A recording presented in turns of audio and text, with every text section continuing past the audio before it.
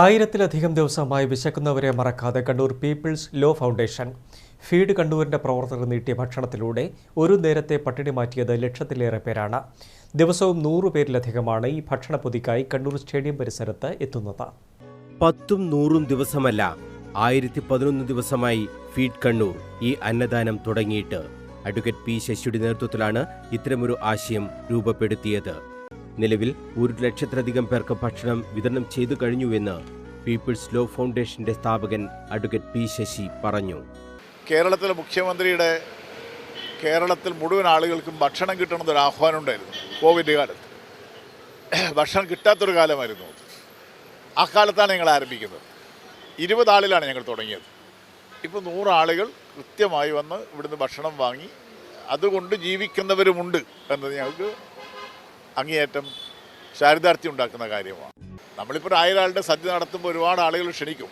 എന്നാൽ ഇവരെ ആരും ക്ഷണിക്കാറില്ല. അതുകൊണ്ടാണ് ഇവരെ നമ്മൾ ക്ഷണിച്ച് വരുത്തിയിട്ട് ഇവിടുന്ന് ഭക്ഷണം കൊടുക്കുന്നത്. ആരോരുമില്ലാത്ത മനുഷ്യർ പട്ടിണിയാകരുതെന്ന ചിന്തയിൽ അന്നമുട്ടിയതിന്റെ നന്മയെ എത്ര പ്രശംസിച്ചാലും മതിയാവില്ലെന്ന് ചലച്ചിത്ര താരം കുക്കു പരമേശ്വരൻ പറഞ്ഞു. തിരിച്ച് പ്രതീക്ഷിക്കാതെ ചെയ്യുമ്പോൾ അതിനൊരു വളർച്ചയുണ്ട്, അതിനൊരു സത്യസന്ധതയുണ്ട്, അതിനൊരു ദൃഢതയുണ്ട്. അതാണ് ഞാനിവിടെ കണ്ടത്. ഫീഡ് കണ്ണൂരിന്റെ നേതൃത്വത്തിൽ നടത്തിവന്ന തെരുവോര ഭക്ഷണ വിതരണം 1000 ദിവസം പിന്നിട്ടത് ചെറിയ കാര്യമല്ലെന്ന് സ്പീക്കർ എൻ ഷംസീർ പറഞ്ഞു. ഇതിപ്പോൾ 1000 ദിവസത്തെ കഴിയുക. 1000 ദിവസം ഒരു സംഘടന മുടങ്ങാതെ ഭക്ഷണം കൊടുക്കുക എന്ന് പറഞ്ഞാൽ അത് ചെറിയ കാര്യമല്ല, വളരെ ശ്രമകരമായ ഒരു ദൗത്യമാണ്.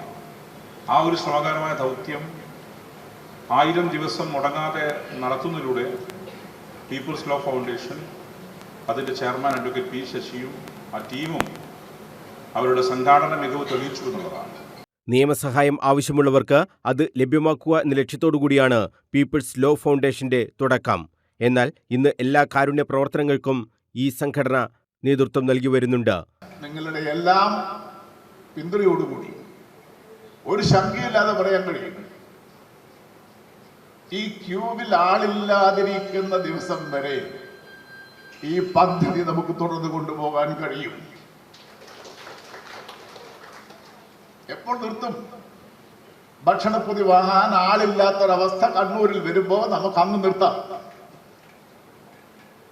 പൊതി വാങ്ങാൻ ആളുള്ള ദിവസം വരെ നമുക്കെല്ലാം കൂട്ടായി ഈ പദ്ധതി നല്ല വിജയകരമായി തന്നെ നടത്താൻ വേണ്ടി കഴിയണം എന്നാണ് നിങ്ങളോടെല്ലാം ഒരു അപേക്ഷയായിട്ട് പീപ്പിൾ ലോ ഫൗണ്ടേഷന് മുന്നോട്ട് വെക്കാൻ. News bureau, Kannur.